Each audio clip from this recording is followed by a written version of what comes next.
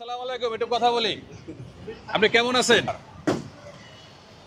আমি আছিলাম তো এই দেশে আইছি ভোটার আমি বর্তমান সরকারের আমলে কেমন আছেন, ভালো না মন্দ?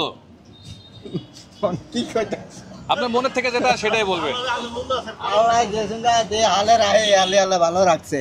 আচ্ছা, যেহেতু আওয়ামী লীগ স্থগিত হয়ে গেছে, সামনে বিএনপি, জামাত সহ ইসলামী দলগুলি আছে, কোন দলকে সমর্থন করলে রাষ্ট্র ভালো চলবে, চাঁদাবাজি থাকবে না, দুর্নীতি থাকবে না, কি চিন্তা করছেন? যেহেতু একটা সুযোগ আছে, এখন ভোটের সুযোগ। সুযোগ আছে যেইটা এই তো ভালো কি কি খারাপ কইতা দি না, আপনার এইদিকে তাকিয়ে কথা বলুন। কেউ আপনি ওদিকে কথা বললে তো আমি বুঝবো না। আপনার মন্তব্য থাকলে বলেন, না যদি বলেন তারা কোনো মন্তব্য করবো না, তাও বলতে পারেন। ভোট তো অসুখ দিতে হইব, এটা কি না দিয়া হারা যাইব কারে না। দিবেন? এটা যারা 10 জনে যারা ভালোবাসে আমিও তাগরে ভালোবাসি। আমরা জামাতে দিবেন নাকি নৌকায়? শুধু একটা কারণ জানতে পারি? আসতে পারছে আওয়ামী লীগ স্থগিত হয়ে গেছে, সামনে বিএনপি আর জামাত ছাড়া তো আর কেউ নেই।